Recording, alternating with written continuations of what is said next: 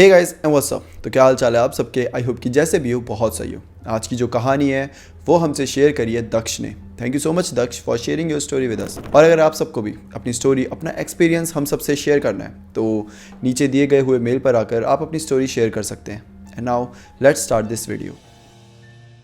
दक्ष, जिसकी उम्र फिलहाल 45 ईयर्स की है, बट ये इंसिडेंट तब का है जब वो 21 साल का था। कहानी की शुरुआत तब होती है जब दक्ष अपने ग्रेजुएशन के लिए फर्स्ट टाइम घर से बाहर निकलते हैं। जो दक्ष थे वो बनारस के रहने वाले थे और उस समय पर उन्हें हॉस्टल नहीं मिला था फॉर सम जो रीज़न था जो भी था वो अभी तक क्लियर नहीं था, क्यों नहीं मिला था। दक्ष को जब ये क्लियर ही नहीं हुआ तो उसने मैनेजमेंट के पास गया, उसने वहाँ पे कांटेक्ट करने की कोशिश करी और मैनेजमेंट ने कहा कि आपको 2 मंथ्स तक हम हॉस्टल नहीं दे पाएंगे, 2 मंथ्स के बाद अवेलेबल हो जाएगा तो आप तब आ जाना। ठीक है, अब 2 महीने कहीं तो दक्ष को बिताने थे, इसलिए 2 महीने के लिए दक्ष एक पीजी में रहने का डिसाइड कर लेते हैं। वो घर बनारस के आउटर में था। एक्चुअली दक्ष ग्रेजुएशन करने बनारस हिंदू यूनिवर्सिटी में गए थे। वहाँ उसकी एक अलग ही दुनिया है और जिस टाइम दक्ष वहाँ गए थे उस टाइम तो बनारस हिंदू यूनिवर्सिटी एक हेवन की तरह था, एक स्वर्ग की तरह।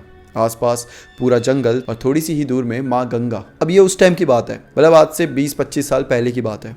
उस समय ना इतना सोशल मीडिया होता था। अब तो क्या होता है, पीजी आपको ढूंढना है, आप जाओ सीधा डाल दो इस एरिया के अराउंड आपको पीजी चाहिए, आपको दुनिया भर की चीज़ें मिल जाती है, राइट। उस समय ऐसा नहीं होता था। उस समय दक्ष को हर जगह घूमना पड़ा, हर जगह पूछना पड़ा और काफ़ी मुश्किलों के बाद फाइनली एक पीजी मिल जाता है जो कि काफ़ी पुराना टाइप का लग रहा था, जिसमें काइंड ऑफ पीजी भी नहीं था, बस एक एक्चुअली क्या था, वो रूम खाली पड़ा हुआ था। तो ओनर से बात करते हैं तो ओनर बोलता है ठीक है, मैं भी बूढ़ा हो चुका हूँ, मेरे घर में कोई रहता नहीं है तो तुम आ जाओ, साथ में इस रूम में रह लो, पैसे भी मिलते रहेंगे। तो उनके लिए भी ये अच्छी ही बात थी और यही बात करके दक्ष और वो ओनर अब साथ रहने लग जाते हैं। साथ रहने इन द सेंस रूम अलग अलग थे बट हाँ एक ही घर में थे। अब दक्ष की क्लासेस शुरू हो चुकी थी। कॉलेज में भी दक्ष के काफ़ी दोस्त बन चुके थे। वो बढ़िया अपना घूमते खाते मौज करते और जैसे नॉर्मल कॉलेज लाइफ होती है वैसे ही उनकी बीत रही थी। स्टार्टिंग के मंथ में दक्ष ज़्यादा कहीं घूम नहीं पाए उनके हेक्टिक शेड्यूल के चलते, और उसी के चलते जब उन्हें थोड़े दिनों बाद टाइम मिलना शुरू हुआ तो उन्होंने बिना सोचे समझे घूमना शुरू कर दिया, एक्सप्लोर करना शुरू कर दिया। अब दक्ष की स्टोरी आगे बढ़ने से पहले हम उसके जहाँ वो रह रहे थे है ना अंकल जी के साथ उस रूम में, उस पूरे घर का थोड़ा सा स्ट्रक्चर जान लेते हैं। तो ये जो घर था इसके जस्ट सामने माँ गंगा जाती थी और उनके लेफ्ट साइड में एक चौल थी जहाँ पे बहुत सारे लोग रहा करते थे और सेम राइट साइड में भी बहुत सारे लोग रहा करते थे। चौल टाइप की थी जहाँ थोड़े से गरीब लोग रहते हैं और एक एक घर में ऐसे 2-2 फैमिलियाँ रह रही है, इस टाइप के लोग वहाँ रहा करते थे। अब दक्ष के जो ओनर थे उनके वाइफ की डेथ काफ़ी पहले हो चुकी थी और उनका बेटा जो था वो एक दूसरे शहर में जाकर काम करता था। दक्ष काफ़ी शांत टाइप का लड़का था, वो सबसे घुलता मिलता। और ऐसे ही एक दिन दक्ष अपने घर के बाहर बैठा हुआ था, गंगा नदी की तरफ देख रहा था। एटमॉस्फेयर काफ़ी ठंडा था और हल्की हल्की हवा चल रही थी। नदी की लहरों को देखते हुए दक्ष कहीं खो सा गया था। तभी दक्ष की नज़र सामने बैठी एक लड़की पर पड़ती है। अच्छा, यहाँ पर नज़र पड़ना इन द सेंस ये नहीं कि वो उस लड़की को देखे जा रहे हैं। कभी कभी ऐसा होता है ना, आप बस नज़ारा का लुत्फ उठाते हुए कहीं खो जाते हो, आपकी आंखें खुली है लेकिन आप अपने ही दिमाग में कहीं अलग ही दुनिया में पहुंच चुके हो और आपको समझ ही नहीं आ रहा आप सामने क्या देख रहे हो। और ऐसे ही सेम दक्ष के साथ था। दक्ष सामने देख तो रहा था बट उसकी नज़र सामने नहीं थी, वो तो अपनी ही दिमाग में अपनी ही दुनिया में कहीं खो चुका था। कि तभी बगल में एक आंटी रहा करती थी उसी चौल में, वो आती है और दक्ष को ऐसे छेड़ देती है कि हाँ कहाँ देखे जा रहा है बड़े ध्यान से। तो दक्ष एकदम से ऐसे ध्यान से हटता है और उसकी नज़र पड़ती है तो सामने एक लड़की बैठी होती है जो कि गंगा नदी को फेस कर रही है, उसकी पीठ वीठ बैक साइड से वो दक्ष उसे देख सकता है। तो दक्ष एकदम से घबरा जाता है कि अरे यार आंटी को लगेगा कि मैं उस लड़की को घूरे जा रहा हूँ, जबकि मेरा तो ऐसा कोई ध्यान भी नहीं था। तो आंटी को एकदम से बोल देता है कि अरे कुछ नहीं आंटी जी, मैं तो ऐसे ही अपने ध्यान में मगन था, मैं सामने थोड़ा ना उसको कुछ नहीं देख रहा मैं। वो आंटी जी थोड़ा शॉक होकर बोलते हैं कि किसको नहीं देख रहा। तो दक्ष बोलता है कि अरे वही जैसे सामने देखता है, सामने कोई भी नहीं होता। दक्ष भी थोड़ा हैरान हो जाता है कि अभी तो यहाँ लड़की बैठी हुई थी, अभी एकदम से कहाँ चले गई। ठीक है, दक्ष उसे इग्नोर करता है और आंटी जी बोलता है कुछ नहीं आंटी जी छोड़ो। और इसके बाद दक्ष और वो आंटी वहाँ पर बात करने लग जाती है। कुछ देर बाद अंधेरा हो जाता है। दक्ष भी अपने रूम में अंदर आकर खाना बनाना शुरू कर देता है। खाना बनाने के बाद, खाना खाने के बाद वो बाहर बालकनी में टहलने लग जाता है। उस दिन पूर्णिमा की रात थी, चारों तरफ चांद की रोशनी से उजाला था और व्यू तो इतना खूबसूरत जिसका कोई हिसाब ही नहीं था। और तभी दक्ष की नज़र वापस से उस लड़की पर जाती है जो शाम में दक्ष को दिखी थी। वो दक्ष की तरफ पीठ करके नदी की तरफ सामने देख रही थी, सेम वैसे ही जैसे सुबह देख रही थी। वो चांद की रोशनी में उसकी बॉडी में एक अलग ही खूबसूरती सी लग रही थी। ऐसा लग रहा था जैसे कि उसकी बॉडी बहुत शाइन कर रही है, चांद की डायरेक्ट रोशनी उसकी बॉडी पर पड़ रही थी। और उसने भी सफ़ेद कलर के कुछ कपड़े पहने हुए थे। उस पूरे नज़ारे को देखकर ऐसा लग रहा था जैसे कि मानो एक खूबसूरत सी पेंटिंग किसी ने बना दी हो। दक्ष ने अपनी पूरी ज़िंदगी में, इवन कॉलेज में भी, कभी भी किसी लड़की पर इतना गौर नहीं किया जितना वो इस समय उस लड़की पर कर रहा था। अब दक्ष पूरी बालकनी में घूमने लग जाता है कि कहीं से, किसी एंगल से उसका चेहरा दिख सके। वो पूरा ऐसे टहल रहा है और देखने की कोशिश कर रहा है कि बस एक बार उसका चेहरा दिख जाए, बट उस लड़की का चेहरा दक्ष को नहीं दिखता। फाइनली दक्ष को लगता है कि यार मैं क्या कर रहा हूँ, मैं पागल हो गया हूँ क्या, और वो अपने बेडरूम के अंदर जाकर सोने लग जाता है। बट अभी भी उसको ना नींद नहीं आ पा रही है। उसका पूरा ध्यान बार बार उस लड़की की तरफ ही जा रहा था, बट स्टिल कैसे तो करके दक्ष आखिरी में सो जाता है। अब अगला दिन होता है। वो कॉलेज में भी उसी के बारे में सोचे जा रहा था। उसके मन में बस वही लड़की चली जा रही थी। ऐसा लग रहा था जैसे कि मानो उसे उस लड़की से प्यार हो गया हो। वो बस विश कर रहा था कि आज शाम को फिर से वो लड़की एक बार कैसे तो करके वहाँ आ जाए और इस बार मैं उससे बात ही कर लूँगा। मैं उसके जाके पूछूंगा कि तुम अकेली यहाँ पर क्या करती हो, और इंट्रोड्यूस करूँगा और दोस्ती कर लूँगा। ये सारे ख्याल दक्ष के मन में चल रहे थे और दक्ष को अंदर से एक फीलिंग आ रही थी कि वो लड़की आज भी पक्का आएगी। अब शाम हो जाती है। दक्ष बेसब्री से बाहर खड़ा इंतज़ार कर रहा होता है। काफ़ी देर तक वो इंतज़ार करता है, पर वो लड़की नहीं आती। उस दिन उसके साथ ओनर भी बाहर बैठा हुआ था। दोनों आपस में बात कर रहे थे कि तभी ओनर के बेटे का फ़ोन आ जाता है और वो पड़ोस वाले के यहाँ पर बात करने चला जाता है। अब ओनर के जाने की देर ही थी। जैसे ओनर जाता है, दक्ष एक बार आसपास देखता है और सामने क्या देखता है, सामने वापस से वही लड़की बैठी हुई थी। दक्ष को बड़ा अजीब भी लगता है कि यार अभी कहाँ से आ गई, मैं तो सामने ही देखे जा रहा था, मैं और ओनर बैठे हुए थे, हम तब से बात कर रहे थे और ये कब आई कब बैठ गई मुझे पता ही नहीं चला। लेकिन जो भी हो, दक्ष इस समय इतना ज़्यादा सोचता नहीं है। उसके सामने वही लड़की थी जिसके बारे में वो पूरे दिन सोच रहा था, जिसका वो शाम से इंतज़ार कर रहा था।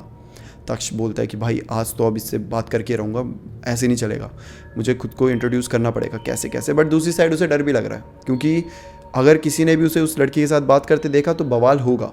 तो दक्ष यही टेंशन में है। वो यहाँ वहाँ घूमे जा रहा है कि तभी वो अचानक से उस लड़की को देखता है। तो लड़की ने अपना चेहरा दक्ष की तरफ करा हुआ था और वो हल्का सा दक्ष को देखकर मुस्कुरा रही थी। वो लड़की इतनी खूबसूरत थी जिसकी कोई हद ही नहीं। उसके लंबे घने बाल एकदम डार्क कलर के, एकदम डार्क ब्लैक। उसकी आंखें एकदम नीले रंग की थी और उसका चेहरा तो इतना सुंदर लग रहा था कि वो शब्दों में डिस्क्राइब ही नहीं कर सकते। दक्ष तो सिर्फ उस लड़की को देखे जा रहा था। जैसे जैसे उस लड़की को देखता उसकी धड़कनें बहुत तेज़ बढ़ने लग गई थी। दक्ष को समझ ही नहीं आ रहा था कि वो उस लड़की से आखिर बात करे तो करे कैसे। इस टाइप की फीलिंग दक्ष को पहले कभी नहीं आई थी। दक्ष तो वहाँ एक मूर्ति बन के खड़ा रह चुका था। मतलब वो हिल भी नहीं पा रहा था, वो बस देखे जा रहा था। उसको समझ ही नहीं आ रहा था कि वो आखिर करे तो क्या करे। तभी वो लड़की उठ के धीरे धीरे जाने लगती है और दक्ष भी उसके पीछे पीछे उसको फॉलो करने लग जाता है। वो लड़की धीरे धीरे आगे जाकर एक गली में मुड़ जाती है और एकदम से गायब हो जाती है। दक्ष एकदम ऐसे कंफ्यूज सा हो जाता है कि ये लड़की इतनी जल्दी कहाँ गई। वो थोड़ा आगे बढ़कर चेक करता है, तभी उसे फील होता है कि कोई उसे ऊपर से देख रहा है। वो घर की तरफ ऊपर की साइड देखता है तो एकदम से कुछ सेकंड के लिए तो मानो उसे बिलीव ही नहीं होता। वो लड़की छत पर थी और दक्ष हैरान है कि ये आखिर छत तक कैसे पहुंच गई। अभी 5 सेकंड पहले तो मेरे सामने थी। दक्ष बस ये सोच ही रहा था कि तभी दक्ष को अचानक से पीछे से किसी के बुलाने की आवाज़ आती है। दक्ष पीछे मुड़कर देखता है तो उसी के घर के बगल में जहाँ चौल थी वहाँ पे एक बच्चा रहता था। वो आ जाता है और दक्ष से पूछता है कि भाई यहाँ क्या कर रहे हो, कहाँ देख रहे हो। तो दक्ष ज़्यादा कुछ बताता नहीं है। उससे थोड़ी देर बात करने के बाद वो बच्चा वहाँ से चला जाता है। दक्ष वापिस से छत की तरफ देखता है तो इस समय छत पर कोई भी नहीं था। दक्ष को लगता है कि शायद बच्चे को देखकर वो अंदर चली गई हो। वैसे भी वो टाइम ऐसा था कि अगर कोई लड़का लड़की को साथ देख ले तो उल्टी सीधी बातें बनाने लग जाते थे। बस इसी वजह से उस दिन वहाँ से दक्ष चला जाता है। नेक्स्ट दिन दक्ष फिर उस लड़की का इंतज़ार में था। दक्ष पूरे दिन उसका इंतज़ार करता है। वो तो कॉलेज भी नहीं जाता, बस इंतज़ार कर रहा है कि आज वो आएगी तो मैं बात कर ही लूँगा। और कहीं ना कहीं दक्ष को एक कॉन्फिडेंस भी आ गया कि वो लड़की उसे देख के हंस भी रही थी। छत से भी वो उसे ही देखे जा रही थी। तो कहीं ना कहीं उसको भी दक्ष के होने का पता है। मतलब होता है ना कि मेरी एग्जिस्टेंस उस लड़की को पता है, उसे पता है कि मैं एग्जिस्ट करता हूँ। और सेम ही चीज़ दक्ष को भी फील हो रही थी। तो उसे लग रहा था कि अब बात करना थोड़ा आसान रहेगा। पूरे शाम पूरी रात तक वो वेट करता है बट कोई भी नहीं आता। वो लड़की वहाँ पर नहीं आती। अब आप किसी का बेसब्री से वेट करे जा रहे हो तो एक समय आता है ना कि आप ऐसे छोड़ नहीं सकते।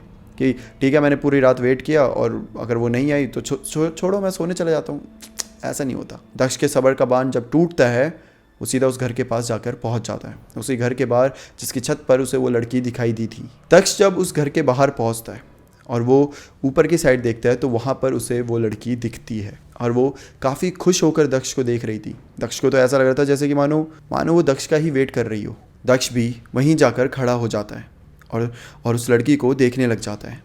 दक्ष बस मौका ढूंढ रहा था कि कैसे वो उस लड़की से बात करे। तभी वो लड़की इशारे से दक्ष को अंदर बुलाती है। दक्ष एक बार के लिए सोचता है कि जाना सही रहेगा या फिर नहीं, पर उस टाइम उसके अंदर इतनी क्यूरियोसिटी थी उस लड़की को जानने की, उससे बात करने की, कि वो बिना कुछ सोचे समझे गेट खोलकर अंदर चला जाता है। और जैसे ही वो उस घर के अंदर एंटर करता है वो देखता है कि घर के अंदर घास उग चुकी थी, लिटरली घास। और वो घास इतनी बड़ी हो चुकी थी जैसे मानो कई सालों से उस घास को काटा ना हो। पूरे घर में मकड़ी के जाले लगे हुए थे और वहाँ पर कई सारी चीज़ों के सड़ने की बदबू आ रही थी। और जो डोर था, जो मेन डोर था, वो इस कदर सड़ चुका था कि अगर उसको एक लात मारो तो पूरी तरीके से बिखर जाए। दक्ष को समझ ही नहीं आ रहा था कि आखिर वो लड़की इस घर में रह कैसे रही है और सबसे इम्पोर्टेंट क्वेश्चन कि क्यों रह रही है। दक्ष को एक खिड़की दिखती है। वो खिड़की से घर के और अंदर रूम में झांकता है तो पूरे घर में अंधेरा था, एकदम काला अंधेरा। उस टाइम थोड़ा सा डर तो उसको लगता है।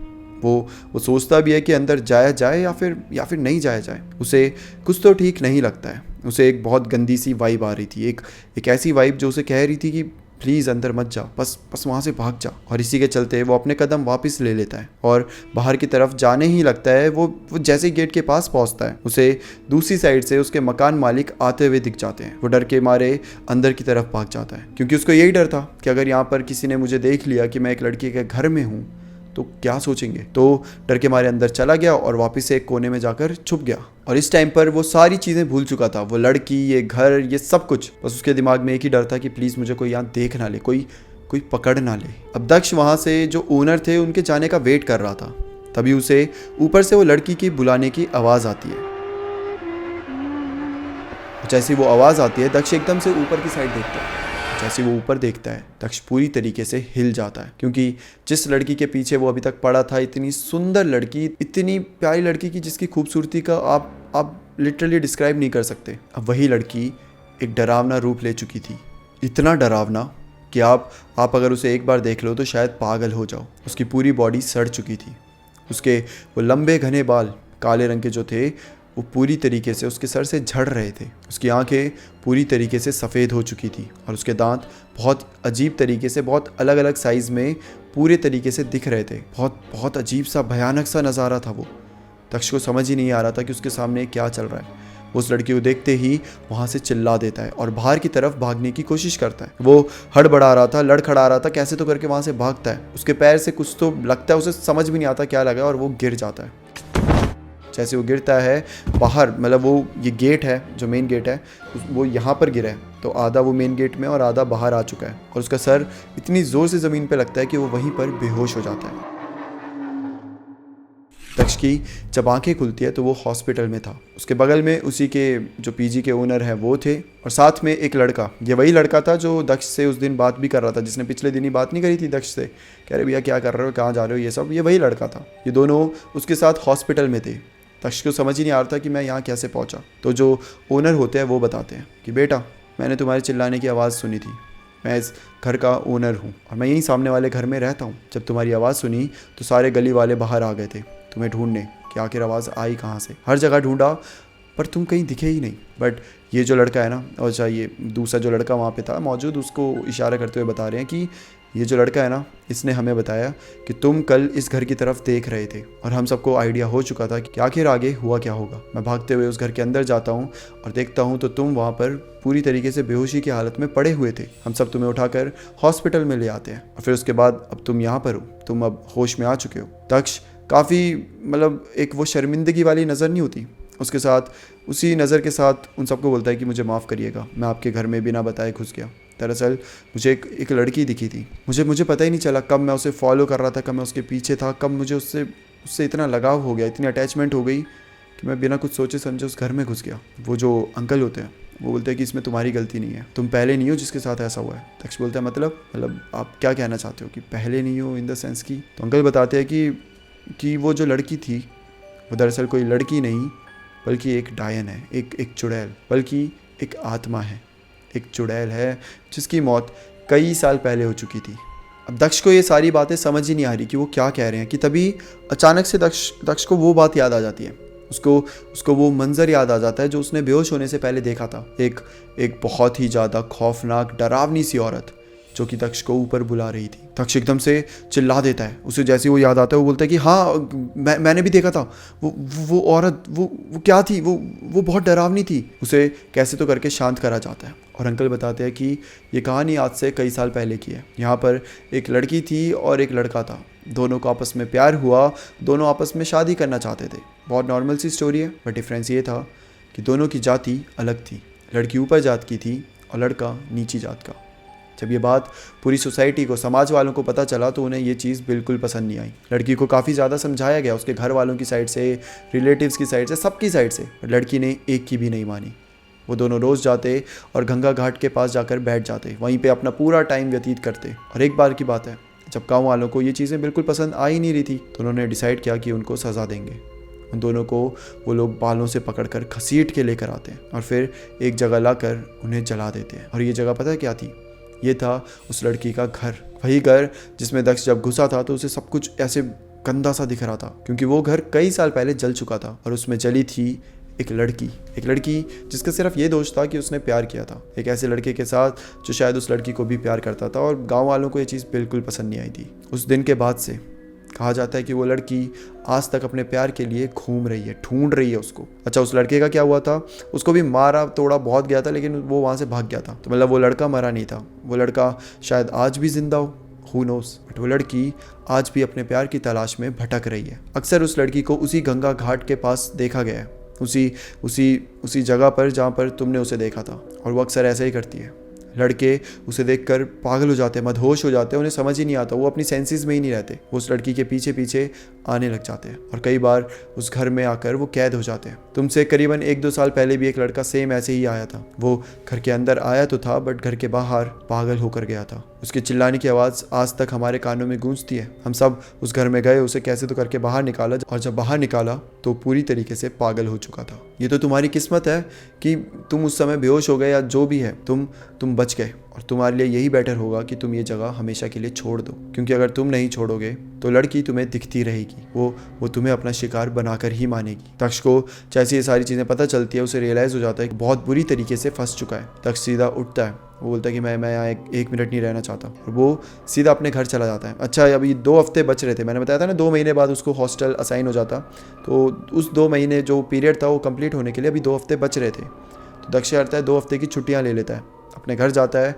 वहीं पूरे 2 हफ्ते बिताता है, कई सारे मंदिर में जाता है, पंडित जी के पास जाता है और सब कुछ अपना इलाज विलाज कराता है। मतलब इलाज इन द सेंस की दिखाता है उनको कि भाई अगर कोई नज़र लगी है या कोई भूत प्रेत मेरे पीछे पड़ गया तो प्लीज़ मुझे सही कर दो। पंडित जी भी उसको धागा वागा बांध देते हैं, ताबीज़ वाबीज़ दे देते हैं, गले के लिए लॉकेट दे देते हैं, सब कुछ दे देते हैं, जिससे वो बोलते हैं कि अब तुम्हारे पीछे कुछ भी नहीं है और टेंशन मत लो, सब कुछ ठीक है। 2 हफ्ते बीतते हैं और दक्ष वापस उस हॉस्टल में आ जाता है। दक्ष का बताना है कि उस दिन के बाद से वो उस एरिया में गया ही नहीं। उस एरिया में तो छोड़ो, शुरू के 1 महीने मैंने बताया था ना, दक्ष अब हर जगह एक्सप्लोर करने लग जाता था, बिना सोचे समझे चला जाता था। अब वो ऐसा नहीं करता था। अब वो अपना हॉस्टल से कॉलेज, कॉलेज से हॉस्टल, बस 1 महीने तक उसका यही रूटीन रहा, यही उसकी दिनचर्या थी। और 1 महीने बाद फिर उसे लगने लगा कि चल ठीक है, ये सारी चीज़ें तो होती रहती है, इसकी वजह से हम ज़िंदगी जीना तो नहीं छोड़ सकते, राइट। फिर वो धीरे धीरे ओवरकम कर लिया उसने।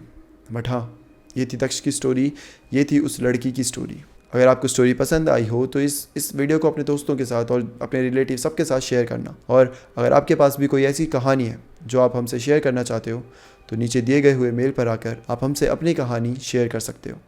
That's it for today. फिर मिलते हैं किसी और टॉपिक के साथ, तब तक के लिए bye bye and take care.